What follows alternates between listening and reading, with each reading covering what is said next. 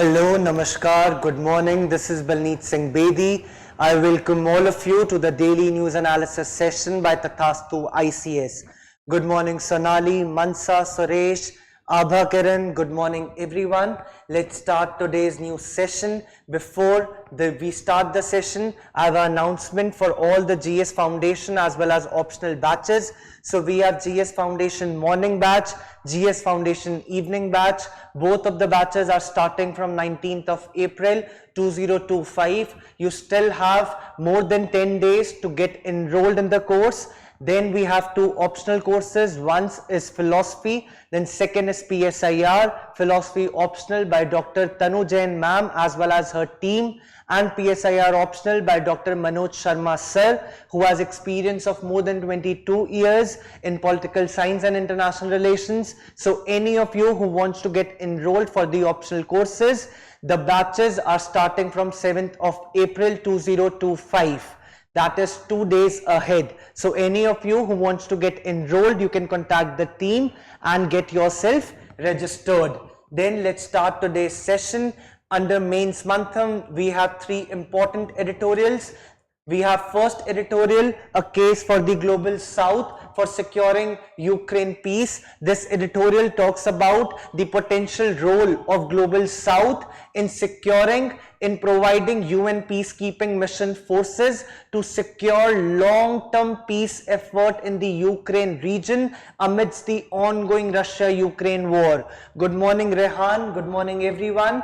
The next editorial, a people still waiting to move out of margins. This editorial talks about the ongoing challenges faced by the transgender people in India despite the legal advancement, despite the legal course, despite the legal law, that is Transgender Persons Protection of Rights Act 2019. The implementation of this law is weak and transgender people are still facing many issues in India. For example, they are facing social stigma, they are facing economic exclusion, they are facing discrimination in society and in various aspects, for example, education, healthcare as well as employment opportunities. So we will be discussing the transgender people in detail. Jai Hind, Shrimant. Then the third editorial, that is President withhold assent to anti-need bill. It's not an editorial, it's in the news in the front page of Delhi edition, where President has withhold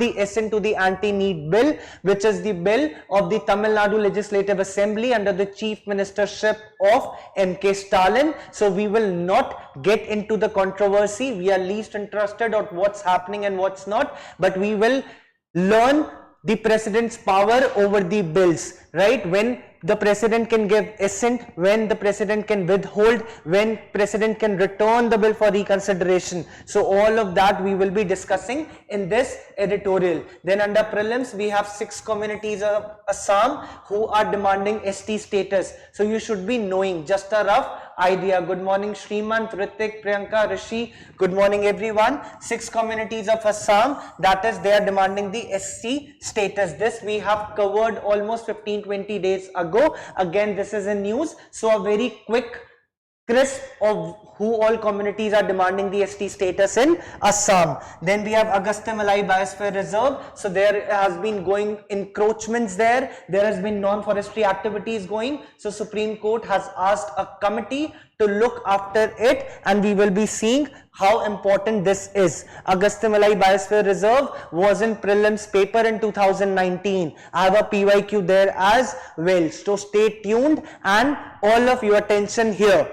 Right, Rishi, Harshad, Priyanka, everyone, attention here please. A case, the first editorial, a case for the global south in securing Ukraine peace. As we all know, diplomatic intervention is going on in Riyadh, Saudi Arabia, between the American officials as well as the Russian officials to declare ceasefire to end this ongoing war. This war has entered the 4th year, the Russia-Ukraine war. Now US is more emboldened this time. US is not considering Europe. US is not bringing Europe into the picture. Right, we all have seen the controversy between the Ukraine president as well as the Donald Trump in the White House. After that, Donald Trump has threatened Ukraine that if US won't be there, there would not be any peace deal. So European Commission as well as the Europe members along with Britain, they are coming up with their own solutions to end the war, because Europe don't want to be a left behind child. Europe also wants to include in the peace negotiation dealing, because they also have invested a lot in providing weapons, arms, ammunitions to Ukraine. And now when the war is about to end, Donald Trump, that is USA, is not considering Europe into the picture. So why in news? Russia-Ukraine war as well as Global South syllabus, that is GS2 international relations. So the first slide, current situation of the Ukraine war. The war has entered its 4th year, as I have mentioned. Hope of peace with maritime energy and truces brokered in Riyadh. So what's happening is, in Riyadh in Saudi Arabia, both the officials from the US side as well as the Russian officials, they have met and they have said, okay, war to chal rahi hai, that's fine, but we will bring some sort of peaceful agreement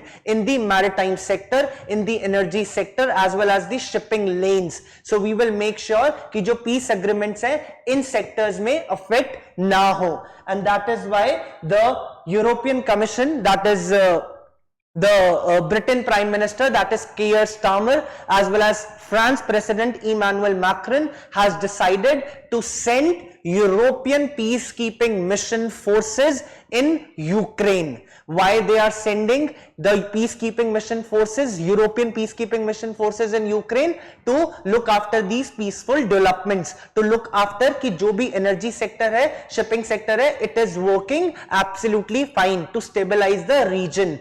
But the problem is, this is the problem of geopolitical dynamics. Now Russia doesn't want European peacekeeping mission forces in Ukraine. Why? Because most of the European nations are NATO allies, and Russia doesn't want NATO to be present in that region, because if the NATO forces, indirectly peacekeeping mission forces of the European nations, are presented in Ukraine, it will affect the sovereignty of Russia, unity of Russia, integrity of Russia, national security of Russia, and those will have long-term influence in the Russian region. So it's all about, the editorial is saying that European peacekeeping mission forces should not be sent to Ukraine because Russia doesn't want that. Instead of the sending European peacekeeping mission forces, we can send Global South peacekeeping mission forces. Then we will see what is Global South and how it's been decided. So there have been proposals from European leaders, President Emmanuel Macron, then Keir Starmer, to lead a European peacekeeping force. Then the next challenges to the European peacekeeping, as I've mentioned all these points, I have just, Rehan, let's focus here, Priyanka, please focus here, beta.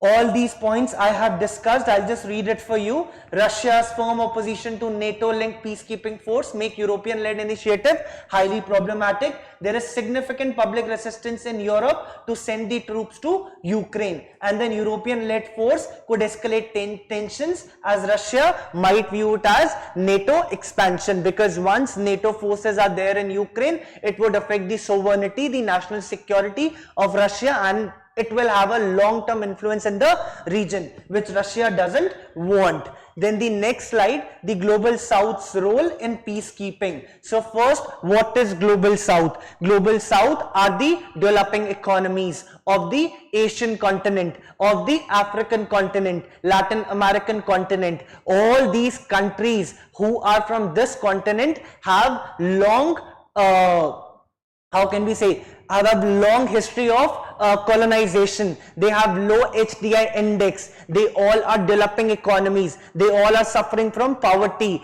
inequality, underdevelopment. So these are the Global South countries, and in contrast we have Global North countries, which are more developed economies, more developed countries. For example, we have Japan, Singapore, USA, UK, all the Europe. They are Global North. So the editorial is saying that the countries from global south, that is Africa, Asia, Latin America, have maintained neutrality. They have a balanced approach. They have a non-partisan approach, right? They have an impartial approach. So they should be given upper hand in Russia-Ukraine conflict, giving them a more credible advantage as potential peacekeepers. India's diplomatic balance in maintaining relations with both Russia and Ukraine. We have seen the war has entered fourth year, but till today, hats off to the diplomacy of government of India, that till today we have good cordial relations with Russia as well as Ukraine as well as USA. We have balanced everything very smoothly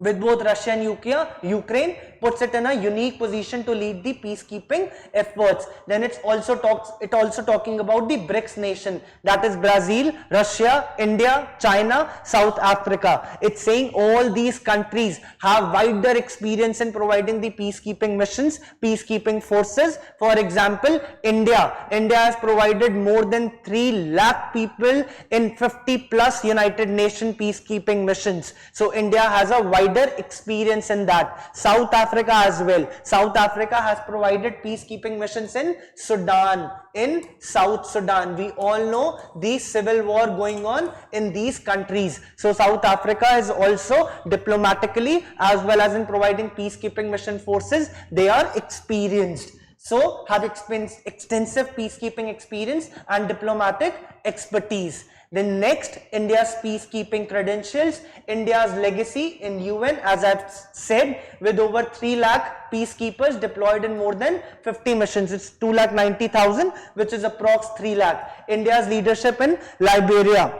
Liberia is a West African country, so there was a civil war going on in Liberia. In 2007, India sent all women contingent, all women UN peacekeeping contingent to Liberia, and that has impacted, that has emboldened the image of India that, oh, it believes in gender equality, it does not do the gender discrimination, it believes in community trust. Right, then including the first all women police contingent to UN mission, which demonstrate its operational success and moral high ground in such missions. Then India's neutral stance as well as balanced relationship make it an ideal candidate to lead the global peacekeeping, global South peacekeeping mission forces in Ukraine. Good morning, Mamta. Good morning. Then in the next slide we have benefits. What were going to be the benefits if we have global South led peacekeeping mission? First is neutrality. We all know they offer, the global South, all the developing economies are offering a neutral stance as compared to USA, as compared to European Union. Right, then increased representation. Countries like India, it brings its valuable expertise in the conflict zone. Then international support, it's saying the European Union and Western nations should provide financial aid to the global South in providing these peacekeeping missions. इससे दो purpose solve होंगे. First piece keeping mission भी होगा, वो area stabilise भी होगा, जो भी टेम्परेरी पीस अग्रीमेंट्स है in shipping sector and energy sector, उसको भी बहुत आराम से देखा जाएगा यूक्रेन में.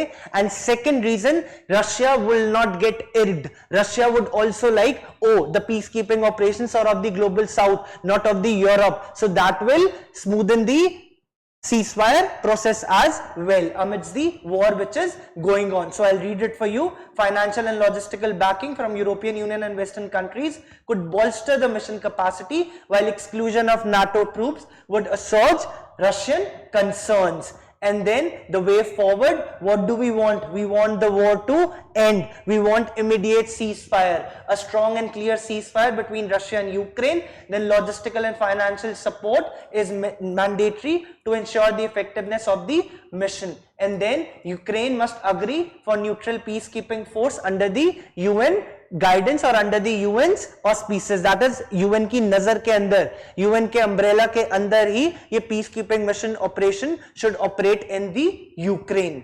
Then the next editorial, a people still waiting to move out of margin. So why in news, as I have mentioned, despite the legal advancement, that is Transgender Persons Protection of Right Act has been passed in 2019, the implementation of this law is very weak. transgender people in India are still facing social stigma, some sort of discrimination, exclusion economically, socially, in all the sectors. You talk about education, you talk about healthcare, talk about employment. These transgender persons, they belong from economically disadvantaged societies and they are far behind.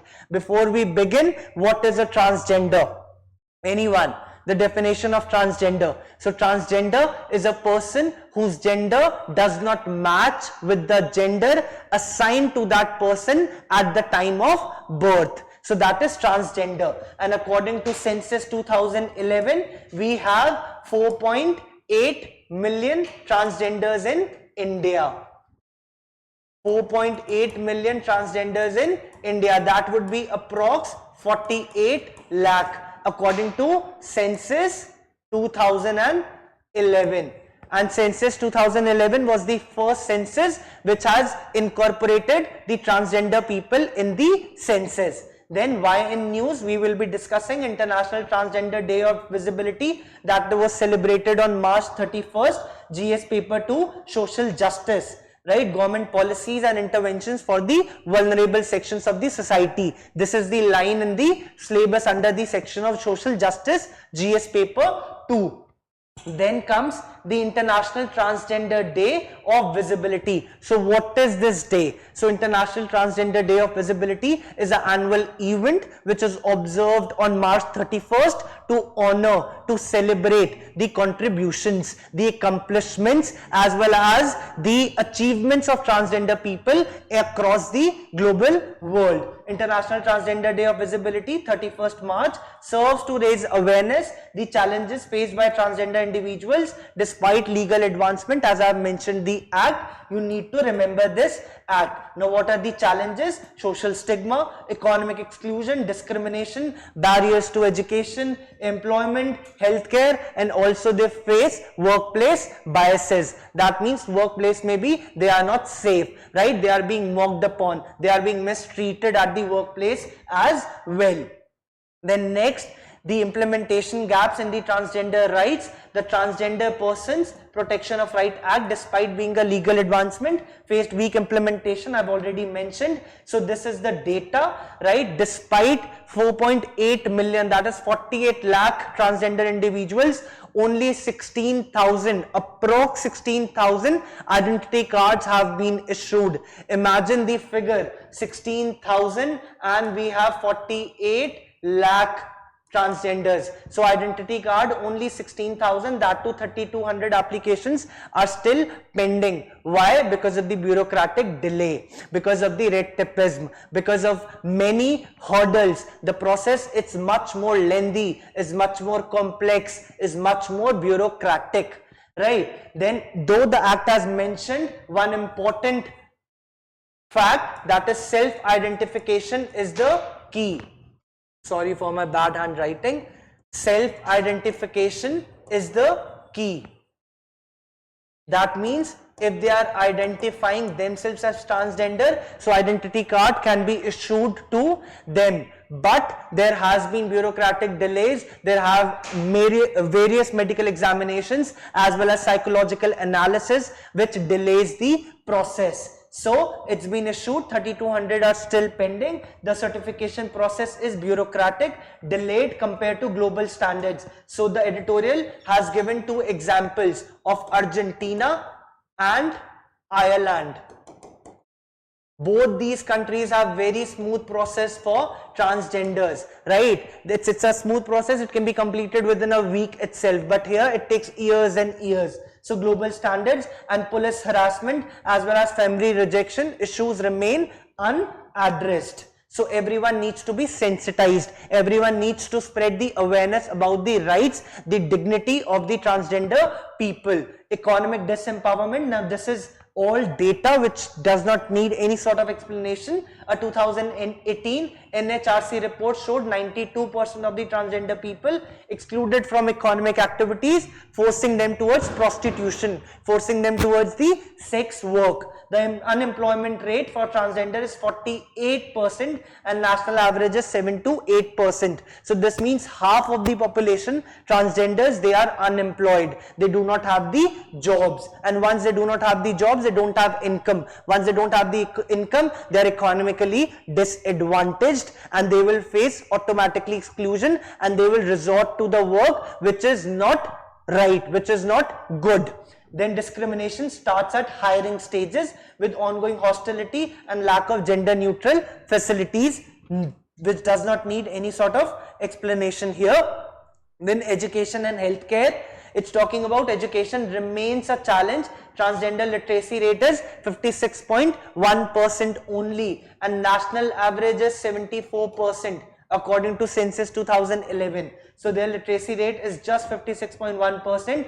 Most of them face bullying, sexual harassment at various places as well. They are facing healthcare barriers as well, systematic discrimination, financial constraints, gender affirming treatments, with 27% being denied healthcare due to their gender identity. Often they are mistreated. They are being mocked by the healthcare professionals once they go to the hospital to get the treatment done. And that is what's being mentioned in the editorial.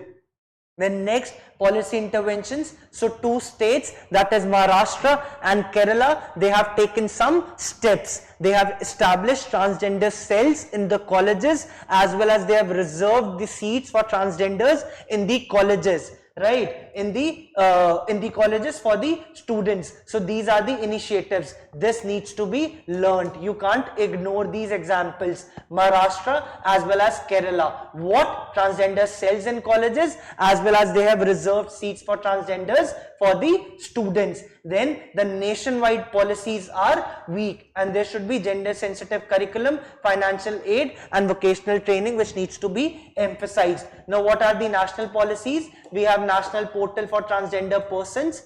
Then we have under Swachh Bharat Abhiyan, that is urban, they have also established separate toilets at various places for transgenders. Then we have Ayushman card as well, Ayushman card for transgenders, so that they can get their cosmetic surgeries done, right? So these are one or three of the initiatives. National portal for transgender persons, then we have Swachh Bharat Abhiyan, separate toilets, and then we have this, and we have one more you can learn, equal opportunity policy, equal opportunity policy.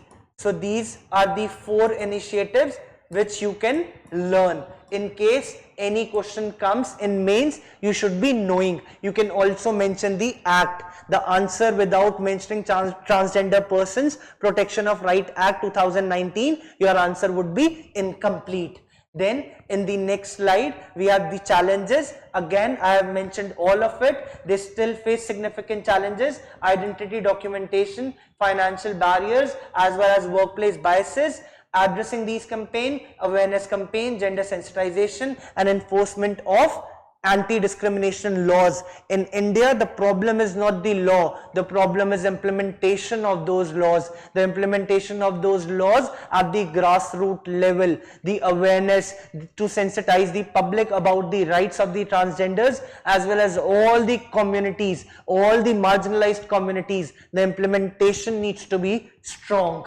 Then comes the last way forward to speed up the identity card issuance and welfare schemes implementation for transgender individuals. Identity card, we know 16,000 only, 48 lakh, which needs to be, the gap needs to be, it needs to be reduced. It's a wider gap. Then welfare scheme implementation, I've mentioned all the scheme. Workplace inclusion, diversity hiring, transgender healthcare training, more awareness, more sensitization in schools, colleges, as well as workplaces.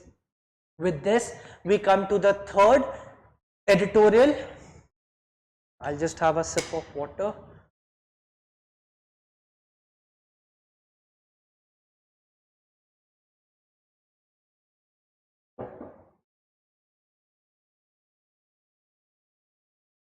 So the third editorial, President withhold assent to anti-NEET bill. We will be covering the President power over the ordinary bill, the money bill, the constitutional amendment bill, and I've also covered the types of veto, the absolute veto, suspensive veto, as well as pocket veto. It's a quick revision. Then syllabus GS2 polity. Now the first, what is President's assent? So what is President assent? President assent is nothing but the formal approval given by the President to the bills that have been passed by both the houses of the Parliament, that is Lok Sabha and Rajya Sabha. Once President gives the formal approval, President signs, President gives assent, that bill becomes a law, that bill becomes an act. It's a final step in the legislative process without which the bill cannot become an act. The bill cannot become a law. So I'll quickly read it for you. President assent refers to the formal approval given by the President of India to a bill passed by both houses of Parliament, making it official law. It's a final step. Without it, bill cannot become an act of Parliament. This is the most easiest definition which I tried to inculcate here in case you need to know this. Then the process of President assent. So Article 111. Very easy to recall. Article 111 outlines the options the President have when a bill is presented to the President passed by the Parliament. So the President has three options. First, it can give his assent. Second, it can withhold the assent. And third, it can return for reconsideration. Now first, when we say give assent, that means the President has approved the bill. Then second option, withhold assent. Withhold assent, that President has refused to sign the bill. And third, if it is not a money bill, the ordinary bill can be returned by the President to the Parliament for reconsideration. And then if the Parliament passes that bill with or without amendments after reconsideration and presented again to the President for the assent, President is bound to give his assent to that particular bill. So he has three options: gives assent, withhold assent, and return for consideration. Then the next, we will take one bill at one time. Assent to ordinary bill. Again the same, ordinary bill has three options: sign kar do ya sign rok do. Third, return for consideration. And once Parliament with or without amendment pass the bill again, present to President, President is bound. President is bound to give his signature. This is important, so don't get confused. Then comes money bill. The President can give or withhold the assent to a money bill. It cannot be returned. So here President can ratify the bill, President can withhold the bill, but it cannot return the money bill. But it can return the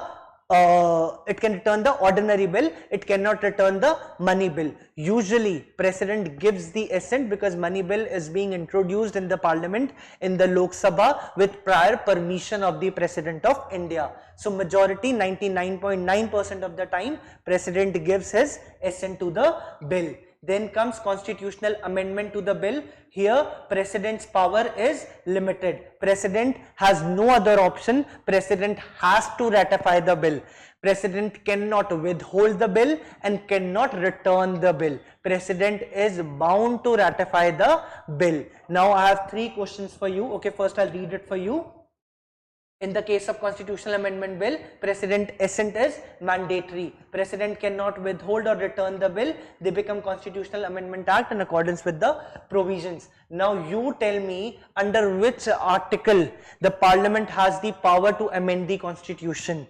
Which article the Parliament has power to amend the provisions of the constitution? Very quickly, give me the answer in comment box.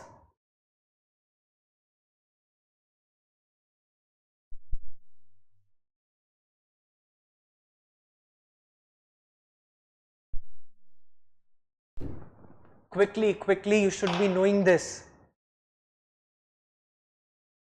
Sonali, Rehan, Mamta, Abhinandan. इतनी देर में answer आ जाना चाहिए. You don't have to Google. It's Article 368.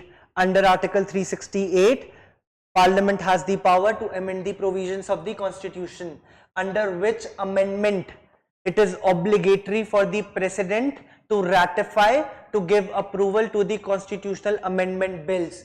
You should be knowing this as well. It's 24th Constitutional Amendment Act 1971. Again, this needs to be remembered. 24th Constitutional Amendment Act 1971. Do we have provision of the joint sitting in the Constitutional Amendment Bill? No, there is no provision of joint sitting for the Constitutional Amendment Bill. Ordinary bill, we do have a provision of joint sitting. Money bill, no provision of joint sitting. Constitutional Amendment Bill, no provision of joint sitting. All this you need to remember. Article 368, then 24th Constitutional Amendment Act 1971, and no provision of joint sitting for the Constitutional Amendment Bill. Then comes the types of veto. We will be covering each one by one. Absolute veto, it refers to the power of the President to withhold the assent of the bill passed by the Parliament. The bill ends and does not become an act. Usually, President follows absolute veto in two conditions. When the bill passed by the Parliament is a private member bill. Now, who is a private member? Any MP other than the minister. Any MP other than the minister is a private member. So the bill passed by the Parliament is a private member bill. There President can exercise absolute veto. Then second comes if the cabinet, if the Parliament, if the Lok Sabha has passed a bill, Lok Sabha and Rajya Sabha both has passed a bill, but before the President could give his or her assent to the bill, the cabinet resigns and then new government comes. New government asking the president Draupadi Murmu ji अभी आप रुक जाइए, इस bill को आप sign मत कीजिए. So that is one of the places where the president withhold the assent to the bill. So that is absolute veto. It has been practiced. It has been practiced by Dr. Rajendra Prasad, the president in 1954. The bill was PEPSU bill. PEPSU bill. This is Patiala and East Punjab State Union Bill, which got merged with Punjab State in 1956. Right? So 1954, Dr. Rajendra Prasad has practiced absolute veto. Then next comes the suspensive veto, where the President of India returns the bill to the Parliament and said, please reconsider it. Now, once the bill has been sent to the Parliament for reconsideration, Parliament can return the bill to the President with or without amendment. Then President is bound to give his or her signature.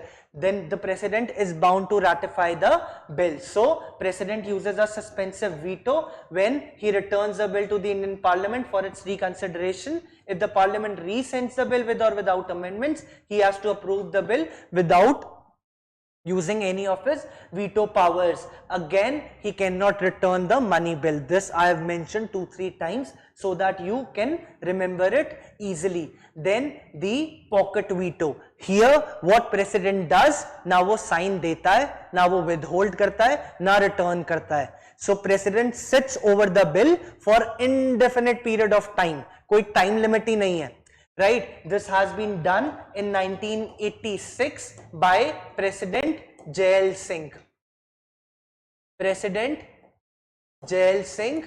It was a Indian Post Office Amendment Bill.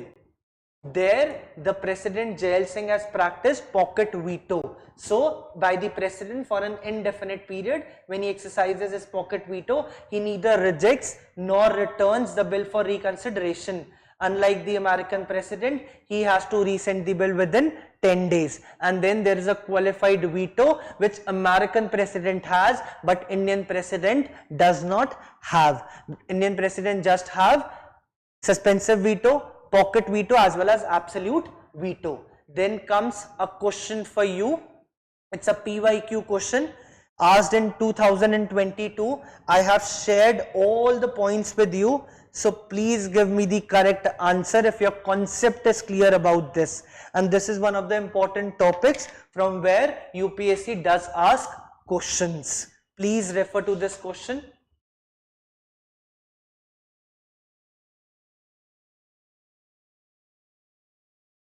Mamta, Sachin, Sonali, Charita, please give the answer, beta.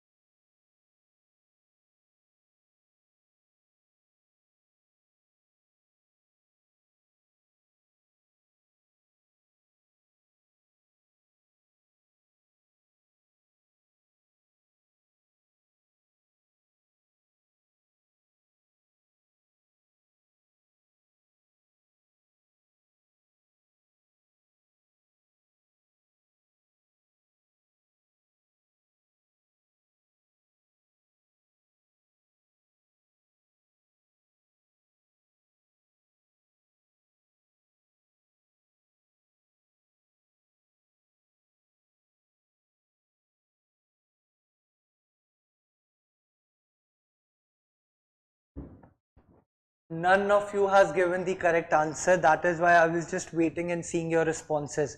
Sonali, Charita, Sachin, Dheeraj, Ruchi, Mansa, Kana. None of you has given the correct answer. How come second statement is wrong? What does the second statement says?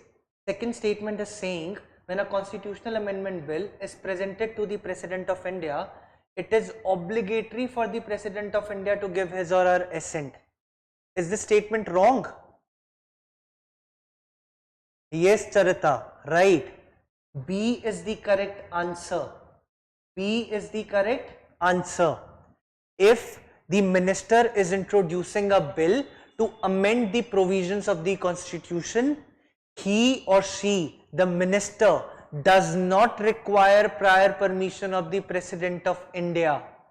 Again, I am saying, if the minister wants to introduce a bill to amend the provisions of the constitution in the parliament, he or she or the minister does not require the permission of the President of India. So a bill amending the constitution require a prior recommendation of the President of India? No, it does not require. Second, when a constitutional amendment bill is presented to the President, it is mandatory, it is obligatory for the President of India to give his or her assent. Which amendment? I have just told you, 24th Constitutional Amendment Act 1971 has made it mandatory for the President to give his or her assent to the constitutional amendment bill.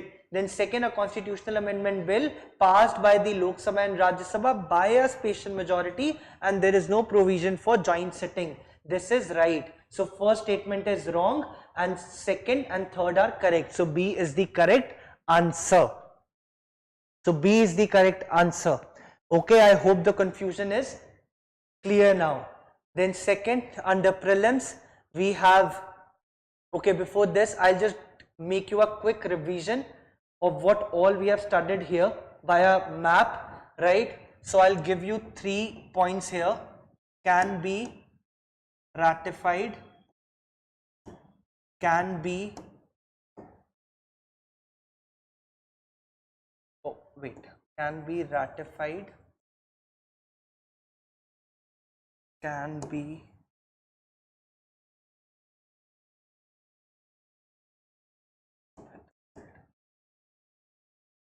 now we have here ordinary bill, we have money bill, and we have Constitutional Amendment Bill. Ordinary bill, it's a chart paper from where you can have a more clarity, right? So everyone pay your attention here. After this you will be more clear. I know it's little confusion. Yeah, Charita, it's little confusing, but once you revise once or twice, it will be clear to you. So you have three options. The President has three options. President can ratify the bill, President can withhold the bill, President can return the bill. Ordinary bill, it can be ratified, can be withheld, yes, can be returned, yes. Then comes money bill. President can ratify the money bill, yes. President can withhold the money bill, yes. President can return the money bill, no. President cannot return the money bill. Then comes Constitutional Amendment Bill. Constitutional Amendment Bill can be ratified, right? There is no option of withhold, there is no option of return. So I hope with this chart it's clear. Again I am saying can be ratified, it is obligatory through 24th Amendment Act 1971. So through this chart I hope things are clear to you now. Now let's quickly move to prelims Sarthi news. The first is 6 communities demanding ST status in Assam. So Himanta Biswa Sarma, right, he is going to face elections in Assam, and these 6 communities, that is Koch, Rajbongshi, Adivasi, Ahom, Chutia, Matang and Moran communities, they all are demanding ST status from the Assam government. Then comes Agastya Malai Biosphere Reserve. So SC has asked the Central Empowered Committee to do extensive survey of Agastya Malai Biosphere Reserve to see if there are encroachment drives going on there, if there are any non-forestry activities going on there. And what are biosphere reserves? So biosphere reserves are the sites declared by the countries which are of sustainable development through the local community efforts and sound science, right? The sites which are ecologically very important. So Agastya Malai Biosphere Reserve, where it's located, Tamil Nadu and Kerala, one of the famous tribe there, that is Kani tribe, and one of the state animal of Tamil Nadu, that is Nilgiri Tahar, is found here. That is Agastya Malai Biosphere Reserve, and it is endangered. What's the status? IUCN status? IUCN status is endangered of Nilgiri Tahar. Then this reserve has Shendurne Wildlife Sanctuary, Pepara Wildlife Sanctuary, Near Wildlife Sanctuary and Kalakkad Mudantharai Tiger Reserve. All these 3 are located in Kerala, and Kalakkad Mudantharai Tiger Reserve is located in Tamil Nadu, right? Then comes the second, that is, these are also the tiger reserves as well as the sanctuary which are mentioned in the newspaper, so you should be aware. Now it is home to several wildlife sanctuaries and tiger reserve, which include Periyar Tiger Reserve. It's in Idukki district of Kerala. Then all these 3, Srivilliputhur Grizzled Squirrel Wildlife Sanctuary, Meghamalai Wildlife Sanctuary, Thirunelveli Wildlife Sanctuary, these all are located in Tamil Nadu. You must be thinking, sir, why it's important? Is it important to learn all these wildlife sanctuaries? So yes, it's very important to learn. Why? Now I'll tell you. See this question in 2019. No one could have expected that UPSC would ask the name of such sanctuaries. So quickly solve this question. Quickly solve this question.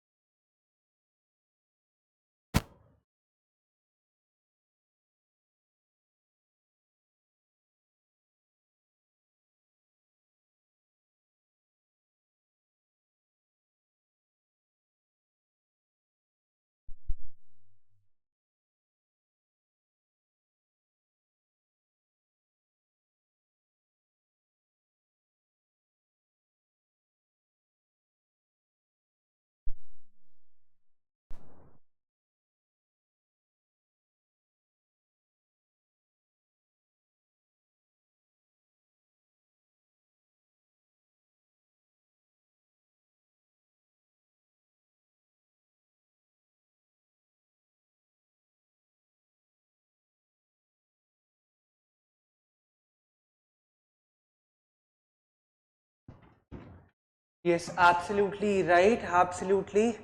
Batagunaki, Mansa, Roshni, Sonali, Suresh, Ruchi, all the names which I can see on screen, all of you has given the correct answer.